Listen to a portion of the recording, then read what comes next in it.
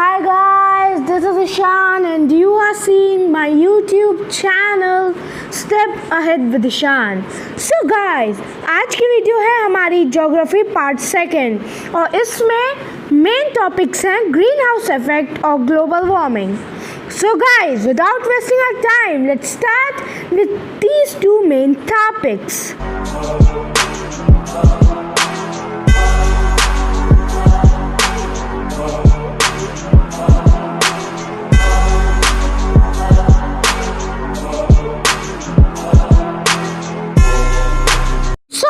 सबसे पहले तो हम लोग ग्रीन हाउस इफेक्ट जान लेते हैं.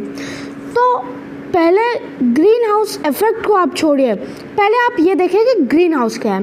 तो a green house is a glass house used in the cold areas to preserve heat and dust to grow plants. मतलब ग्रीन हाउस जो होता है वो एक ग्लास का हाउस होता है तो उसे कोल्ड एरियाज में यूज़ किया जाता है टू प्रिजर्व हीट, मतलब हीट को प्रिजर्व करने के लिए और जिससे कि एक सूटेबल कंडीशन बन पाए प्लांट के लिए ग्रो हो सके. वो जब the glass allows short wave solar radiation to enter the green house.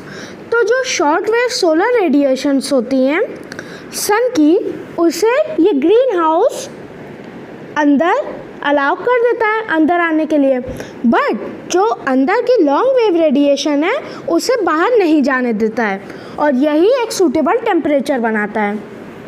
Thus the air temperature inside the greenhouse is more than the air temperature outside.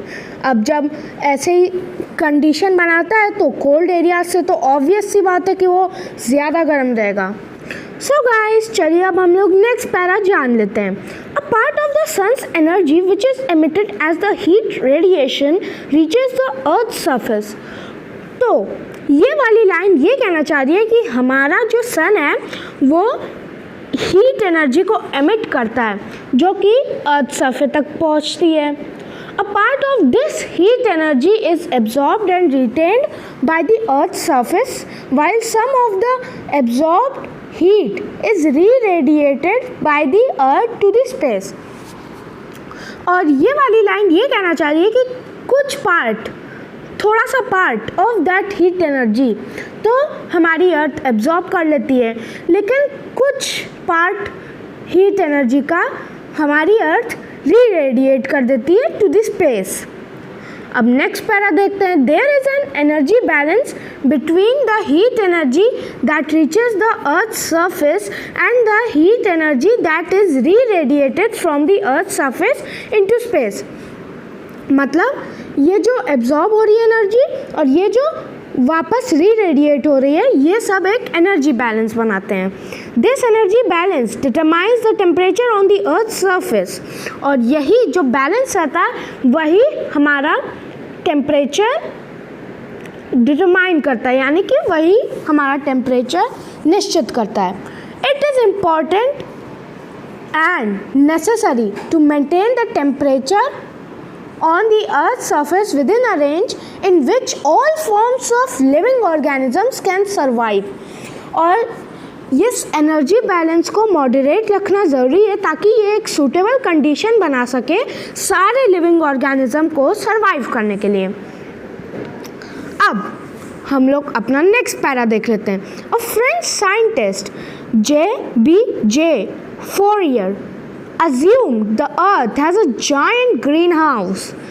मतलब एक फ्रेंच साइंटिस्ट थे, उन्होंने हमारी अर्थ को एक जायंट ग्रीन हाउस की तरह assume किया था और उन साइंटिस्ट का नाम है J.B.J. Fourier. The Earth's atmosphere traps the heat energy that comes from the sun and prevents the earth from becoming too cold at night. और मैंने आपको पिछली वीडियो में बताया था कि हमारा जो एटमॉस्फेयर है उसका एक ये भी इम्पोर्टेंस ही है कि वो नाइट में टेम्परेचर को टू कोल्ड होने से रोकता है और एक टेम्परेचर बनाए रखने में हेल्प करता है. तो यही इसमें बता रहा है कि हमारा जो अर्थ एटमॉस्फेयर है वो ट्रैप कर लेता है हीट एनर्जी को, और इसीलिए नाइट में हमारा इतना ज़्यादा कोल्ड टेम्परेचर नहीं रहता है। This is known as the green house effect, और इसी को हम लोग ग्रीन हाउस इफेक्ट कहते हैं। There are gases which absorb the heat energy and maintain a livable temperature on the earth. और कुछ गैसेस भी होती हैं जो हीट एनर्जी को अब्जॉर्ब कर लेती हैं अपने अंदर। These gases are called green house gases, और इनको हम लोग कहते हैं green house gases. Some of them are carbon dioxide, which is CO2, nitrous oxide or laughing gas N2O, chlorofluorocarbons CFCs, methane CH4 and water vapor. So guys, चलिए अब हम लोग global warming देख लेते हैं. The excess accumulation of greenhouse gases in the atmosphere disturbs the energy balance. तो हम लोग जानते ही हैं कि एनर्जी बैलेंस ही हमारा टेम्परेचर डिटरमाइन करती है, और जब excess accumulation of green house gases हो जाता है तो हम लोग ये भी जानते हैं कि green house gases heat energy को ट्रैप करती हैं, तो इसी से एनर्जी बैलेंस डिस्टर्ब हो जाएगा और हमारा टेम्परेचर भी डिस्टर्ब हो जाएगा. This can increase the heat and can cause rise in temperature. This increase in air temperature due to excessive concentration of greenhouse gases is called global warming. और यही excessive concentration global warming को result देती है. The four major activities that produce key greenhouse gases are agriculture, energy use, industrial process and deforestation. Agriculture green house gases ऐसे देती है जब insecticides और पेस्टिसाइड्स यूज़ होते हैं. एनर्जी यूज़, तो एनर्जी हमारी जैसे petroleum, crude oil etcetera etcetera. Industrial process, जो टॉक्सिक गैसेज निकलती हैं उनके चिमनी में. And deforestation. There are many impacts of the global warming. Some of them are rise in global temperature. So guys, ये तो सबसे ज़्यादा कॉमन और सबसे ज़्यादा मेन रिजल्ट है ग्लोबल वार्मिंग का. The increase in the air temperature would speed up the melting of the glaciers, ice caps and icebergs in the northern and the southern regions of the earth. This will result to rise in the sea level and flooding of coastal areas. तो इससे हमारी human की settlements काफ़ी ज़्यादा disturb हो सकती हैं जो कोस्टल एरियाज पे हैं. और गाइस, इससे हमारा टूरिज़्म भी ख़त्म हो सकता है, क्योंकि मालदीव्स जो आइलैंड है वो इस sea level rise of sea level के चपेट में सबसे पहले आने वाला आइलैंड है. तो वहाँ का पूरा सिविलाइजेशन ख़त्म हो सकता है, क्योंकि वो पूरा आइलैंड इसी के सी लेवल के राइज होने की वजह से डूब जाएगा सी के अंदर. तो गाइस, यहाँ पर ह्यूमन सिविलाइजेशन को भी खतरा है, और इतना ख़तरनाक चीज़ है ग्लोबल वार्मिंग. और दूसरा है change in agriculture. And increase in air temperature may affect the world food production as the wheat growing areas may shift northwards. The changes in the rainfall pattern would affect crop yields and types of crops cultivated. तो यहाँ पर गर्मी बढ़ जाएगी बहुत ज़्यादा global warming की वजह से. तो इससे जैसे प्लांट्स होते हैं तो उन्हें एक सूटेबल कंडीशन चाहिए ग्रो होने के लिए, तो इसीलिए उनको नॉर्थ वर्ड्स जाना पड़ेगा, मतलब हायर लैटिट्यूड्स पे जाना पड़ेगा, ताकि उन्हें सूटेबल कंडीशन मिल जाए. और वहाँ पर रेन के चेंज पैटर्न से क्रॉप की यील्ड्स काफ़ी ज़्यादा ख़राब हो सकती हैं. ये भी एक रिज़ल्ट है ग्लोबल वार्मिंग का.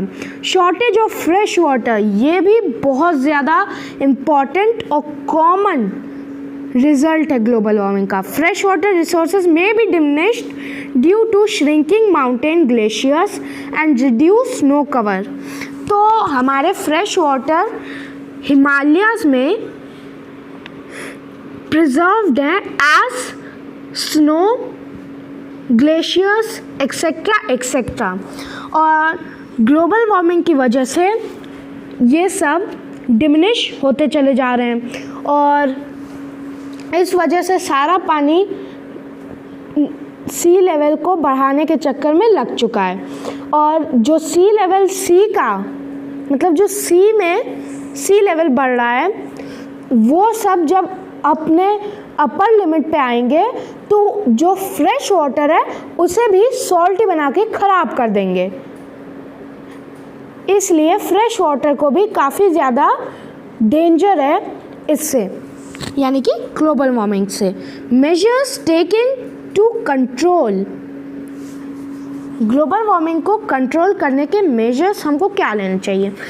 सम measures taken to control the process of global warming are, first of all, it is reduction in the quantity of chemical fertilizers and insecticides used to grow crops.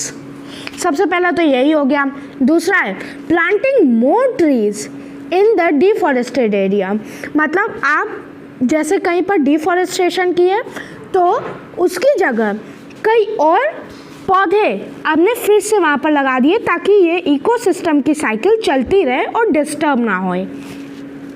और third है find alternative materials such as hydrofluorocarbons which can possibly reduce the release of chlorofluorocarbons in the environment. So guys, this was whole for today. Hope you guys liked it, and if did so, please like, share, subscribe my channel. Do press the bell icon also ताकि आपको हमारे videos की सारी updates सबसे पहले मिले. So guys, till then, stay home, stay safe. जय हिंद, जय भारत.